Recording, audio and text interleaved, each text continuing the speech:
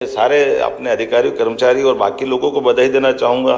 जब हमने शुरुआत करते गुरु की बात करी तो गुरु से हमारा वो नाता उस प्रकार से जोड़ा गया जिसके कारण से कहा गया कि विश्व गुरु भारत था तो विश्व गुरु हम किसी को गुरु शिष्य के नाते से देखने नहीं जा रहे।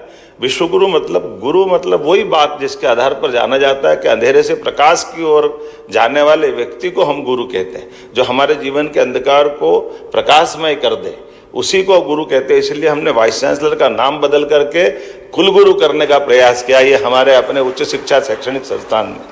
और मुझे आनंद तो तब आया कि जवाहरलाल नेहरू यूनिवर्सिटी जैसे लोगों ने भी हमारे वहाँ का नाम भी बदल गया।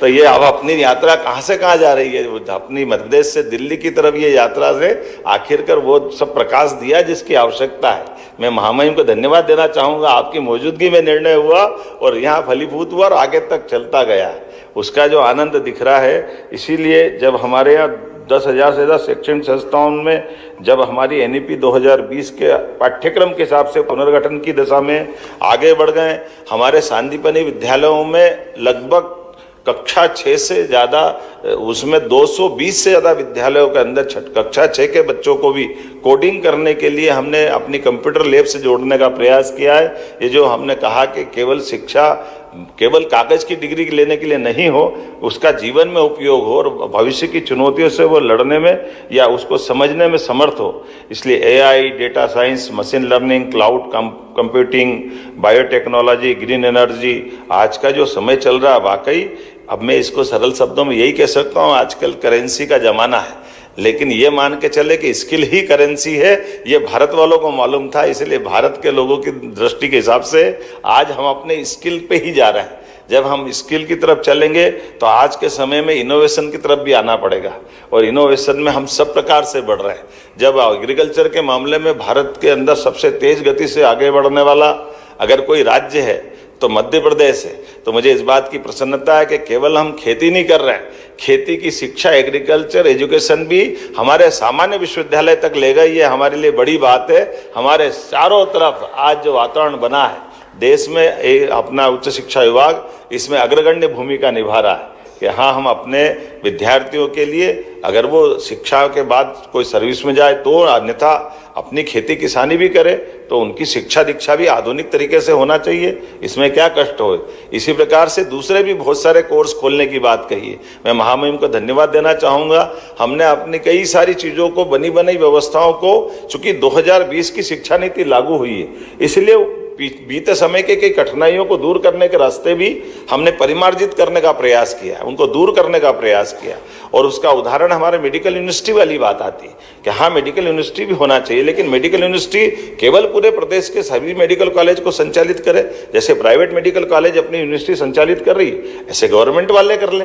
लेकिन सारे विषयों को खोल करके विश्वविद्यालय का मतलब ही है, उसके दायरे कैसे सीमित हो सकते हैं, उसके दायरे विस्तृत होना चाहिए। और इसलिए विस्तृत दायरे में आज के इस दौर में जब आप दिन भर, आज मैं सारे विद्वानों के नाम देख रहा था, संस्थानों के, अपने देश भर के स्वनाम धन्य बड़े बड़े संस्थानों के बड़े बड़े विद आपके बीच में बैठे हैं। ऐसे विद्वानों के बीच में मैं ज़्यादा नहीं बोलना चाहता हूँ, लेकिन मैं दिल से स्वागत करना चाहता हूँ। हमने कुछ और नए कदम बढ़ाने की तरफ संकल्प लिया है। हमने कहा कि जब हमने अपने दूध उत्पादन में, मध्य प्रदेश देश का तीसरा राज्य है और ऐसे में हमारे दूध उत्पादन के आधार पर हम नंबर 1 पे जाना चाहते हैं कि इस राज्य के अंदर के पशुपालकों को भी उतना मदद मिले।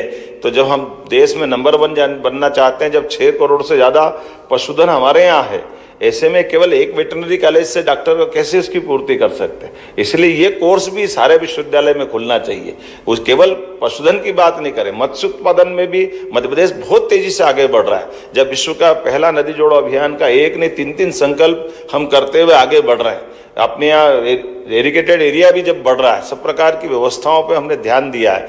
तो मत्स्य उत्पादन से लगा करके पशुपालन तक, और पशुपालन से लगा करके और भी इसी प्रकार के नए नए सारे सेक्टर में जाने की आवश्यकता है। ये बात सही है। AI के ज़माने से थोड़ा सा लोगों को डर लगता है, मैं कहता हूँ कि डरने की बात कम है। याद करो 2000 साल पहले हमारा तो अतीत कितना गौरवशाली है।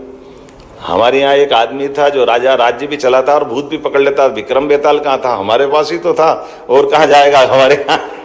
विक्रम के बेताल का वो दौर हमको हमारी शिक्षा से भी जोड़ता है और उस काल के गौरवशाली अतीत से भी परिचय कराता है कि एकमात्र देश भारत है जहां ये सारी चीज़ों का उपयोग करते हुए लोगों की बेहतरी के लिए जो बेहतर से बेहतर कर सकते हैं उस दिशा में हम बढ़ने के लिए समर्थ हैं। आइए हम सब संकल्प करें। निश्चित रूप से मध्य प्रदेश सरकार आज आपके जो विचार का नवनीत निर्णय मिलेगा उस दिशा में ठोस कदम बढ़ाएगी।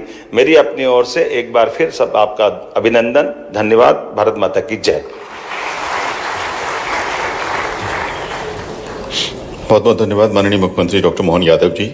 आपने ठीक ही कहा कि जो स्किल है वही करेंसी है और इनोवेटिव आइडियाज़ के साथ मल्टी डिसिप्लिनरी एरियाज़ में हमको काम करना है और यही मध्य प्रदेश का संकल्प है और यही हमारी उपलब्धि भी। बहुत आदर के साथ अब हम आमंत्रित कर रहे हैं माननीय राज्यपाल महोदय श्री मंगू भाई पटेल जी को।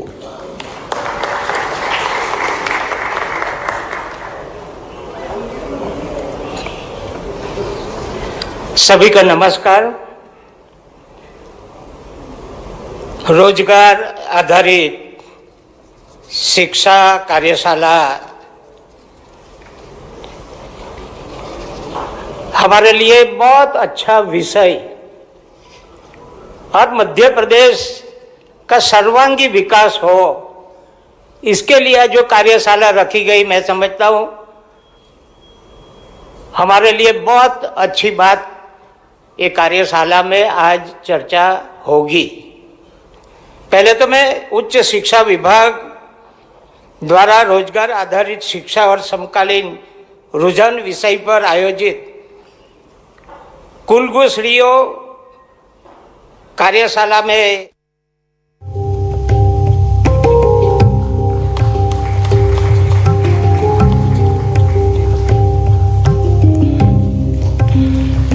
अध्यक्ष मध्य प्रदेश निजी विश्वविद्यालय विनियामक आयोग प्रोफेसर भरत शरण सिंह जी से विनम्र आग्रह है कि आप माननीय मंत्री जी मध्य प्रदेश शासन उच्च शिक्षा तकनीकी शिक्षा एवं आयुष विभाग श्री इंदर सिंह परमार जी का स्वागत करें। प्रोफेसर भरत शरण सिंह जी से विनम्र आग्रह है कि आप हमारे बीच में उपस्थित डॉक्टर सच्चिदानंद जोशी जी, आदरणीय सदस्य सचिव इंदिरा गांधी राष्ट्रीय कला केंद्र नई दिल्ली एवं राष्ट्रीय अध्यक्ष भारतीय शिक्षण मंडल का स्वागत करें।